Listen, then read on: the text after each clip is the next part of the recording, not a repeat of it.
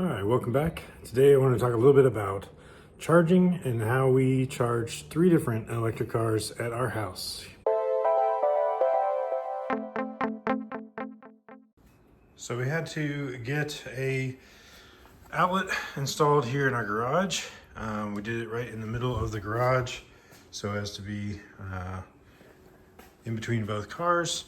It's a NEMA 1450 outlet, and what we actually did is I got an extension cord for RVs. So they got the NEMA 1450 extension cord here, which I took along the wall and over here to the other side to where the plug-in Clipper Creek we have is attached to the wall. So this is actually one that we got a few years back for our Pacifica hybrid plug-in. So it worked well for that, but of course you got to have the adapter for the Teslas.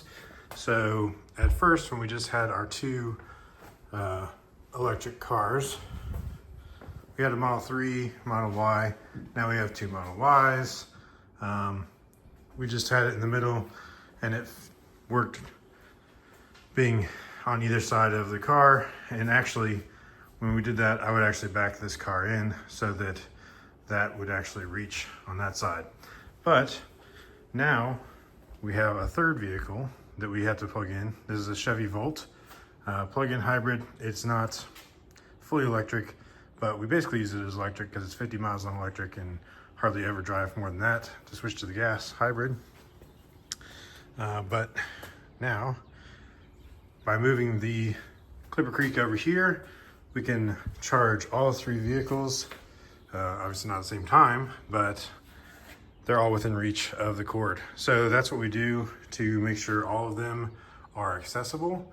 And I will say that I'm not super happy with having a Clipper Creek. I definitely would like to upgrade to potentially having a Tesla universal wall charger, because that would actually have the built-in adapter and it would already be in there, so you could just take it off and it would either have the J1772 like this has, or by default it would have the Tesla plug, which would obviously work for these. So that's where we got. I would like to have a different position for it because of actually having to go under where the garage door closes, so you can't close the garage door all the way. But other than that, it's actually a pretty good spot for it. I mean, ideally we would have more than one, but we never have to charge all 3 at the same time. And usually there's only one that needs to be charged at a time anyway. So obviously this car is blocked in, so. But that's it. And this actually, it's 32 amp, so it doesn't charge quite as fast as it possibly could. For the Teslas, it charges more than quicker than I should say than this car can. This one only takes 3.3 kilowatts, but I'm not sure what the Teslas do. I think they do 40 amps at 240. So what is that, like? Close to like 10 kilowatt. I think you can get from just a wall charger, but you have to have a wall charger that actually has that many amps. We could take this one up to 60 amps, I believe, with the wiring that we got from the install. So it does actually come all the way from the opposite side of the basement. So the largest cost for actually installing a NEMA 1450 outlet in your garage is going to be the length of the wire, which is going to have to be a low gauge, like a 6 gauge wire, to go all the way from your breaker box.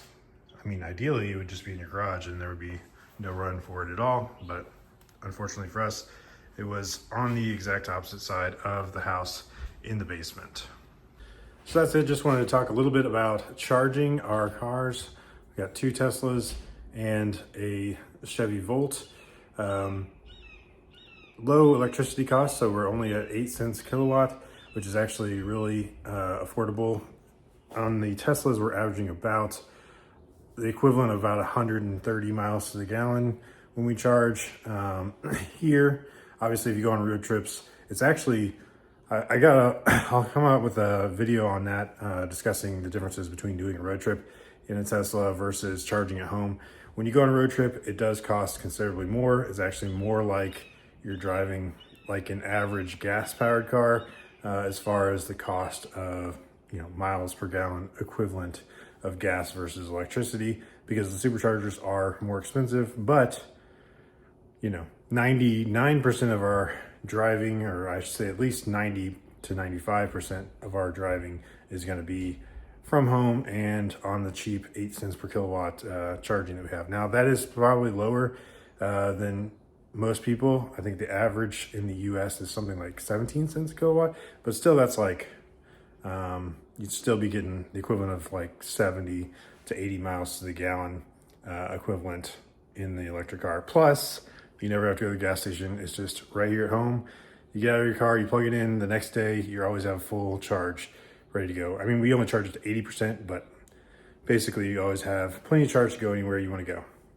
So that's it for this one. Just wanted to talk a little bit about charging and our situation here. Thanks so much for watching, and we'll see you on the next one.